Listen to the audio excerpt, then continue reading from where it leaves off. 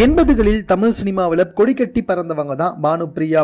இவங்க இல்லாத படங்களே அந்த வருடங்களில் வந்திருக்காது அப்படின்னு சொல்லலாம். 80களில் நம்பர் 1 நடிகையாகவும் இவங்க இருந்தாங்க. அந்த அளவுக்கு ரொம்ப பிஸியா இருந்த நடிகை தற்போது தமிழ் சினிமாவில் குணச்சித்திர கதாபாத்திர வேடங்களில் நடிச்சு வந்துட்டு இருக்காங்க. சில படங்கள்ல கதாநாயகனுக்கு அம்மா வேடத்திலையும் நடிச்சு வந்துட்டு இருக்காங்க அப்படின்னு சொல்லலாம்.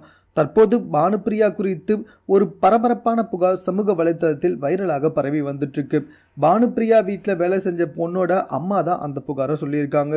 அவங்க அந்த புகாரில் என்ன சொல்லியிருக்காங்கன்னா, பானுப்பிரியா என் மகளுக்கு 10,000 ரூபாய் சம்பளம் தருவதாக கூறி வேலைக்கு சேர்த்தாங்க. வேலைக்கு சேர்த்து கிட்டத்தட்ட 1.5 வருஷத்துக்கு மேலே ஆயிடுச்சு. இப்போ வரைக்கும் ₹1 கூட சம்பளம் கொடுத்ததே கிடையாது. அது மட்டுமல்ல, பானுப்பிரியாவோட சகோதரர் கோபாலகிருஷ்ணன் என்னுடைய மகளுக்கு பாலியல் ரீதியாக தொல்லைகள் கொடுத்து வந்துட்டு இருக்காரு. இதெல்லாம் கேட்க போனால் பானுப்பிரியா எங்களை மிரட்டுறாங்க. என் பொண்ணை வீட்டுக்கும் அனுப்ப மாட்டுறாங்க. எங்ககிட்ட நிறைய பணம் இருக்கு, நாங்கள் உங்கள் மேலே திருட்டு பழி சுமத்தி ஜெயிலில் தள்ளிடுவோம் அப்படின்னு புகார் கொடுத்திருக்காங்க அந்த பெண்ணுடைய அம்மா. இது குறித்து பானுப்பிரியா தரப்பினர் தற்போது திடுக்கிடும் திருப்பங்களை சொல்லி வந்துட்டு இருக்காங்க. அவங்க சொன்னது எல்லாமே பொய் தான், எதுவுமே உண்மையே கிடையாது. அந்த பெண்ணுக்கு நான் மாதம் ஒழுங்காக தான் சம்பளம் கொடுத்து வந்திருந்தேன்.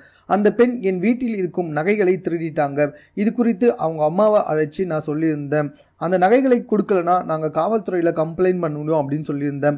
அதுக்கு அவங்க அம்மா நான் ஊருக்கு போயிட்டு எப்படியாவது காசு எடுத்துகிட்டு வந்து அந்த நகையை மீட்டு கொடுத்துடணும்னு சொல்லியிருந்தாங்க. ஆனால் ஊருக்கு போயிட்டு இப்படி எங்கள் மீது வீண் பழி சுமத்தி புகார் சொல்லியிருக்காங்க அப்படின்னு பானுப்பிரியா அவர்கள் அந்த அம்மா மீதே புகார் சொல்லியிருக்காங்க. இது குறித்து தற்போது விசாரணை தொடங்கி இருக்கு. இந்த செய்தி தற்போது சமூக வலைத்தளத்தையே ஒரு உலுக்கி இருக்கு அப்படின்னு சொல்லலாங்க. மேலும் இது போன்ற செய்திகளை உடனுக்குடன் தெரிந்து கொள்வதற்கும் எங்கள் சேனலை சப்ஸ்கிரைப் பண்ணுங்க. இது குறித்த உங்கள் கருத்துக்கள் எதுவாக இருந்தாலும் எங்களோட ஷேர் பண்ணிக்கோங்க.